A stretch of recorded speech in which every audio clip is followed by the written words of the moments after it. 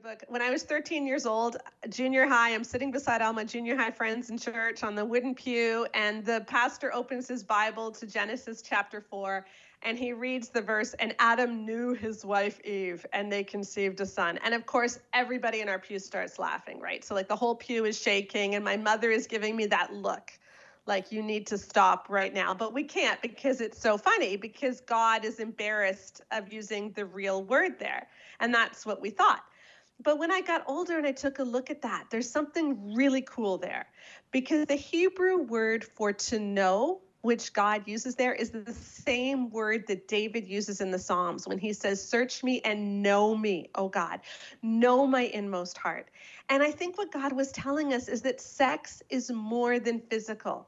Sex is a deep knowing, a deep longing to be connected. It's this deep spiritual union that we have. And that's why God uses sex as an analogy for how he feels about us throughout Scripture.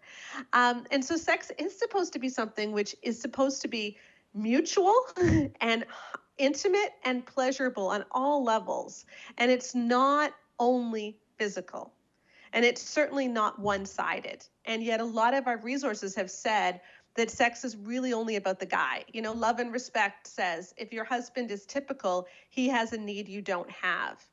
And that's repeated in all of our resources, not all, sorry, but many of them, that sex is a deep need for men, but women don't need it at all. And women don't have a libido.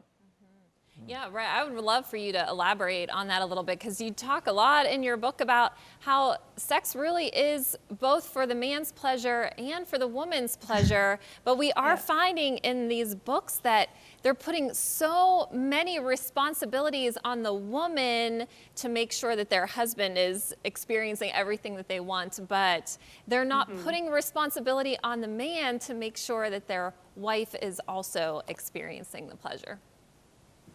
Well, even if you look at the verses in 1 Corinthians 7, 3-5, which are often quoted in this context, and those are the famous do not deprive verses, right? Do not deprive each other except for a time and by mutual consent for prayer and fasting, et cetera, et cetera. And they talk about how the wife's body does not belong to her, but to the husband's body belongs to the wife, et cetera.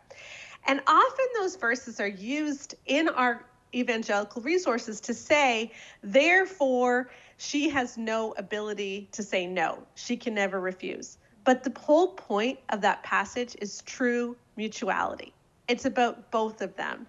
And if we make it about one-sided intercourse, we're missing the whole point. It's about her needs as well. And I think too often we've forgotten that, and we've emphasized his desire and his release, as Emerson Eggerichs talks about in Love and Respect, and we've missed the point that she was created for this too.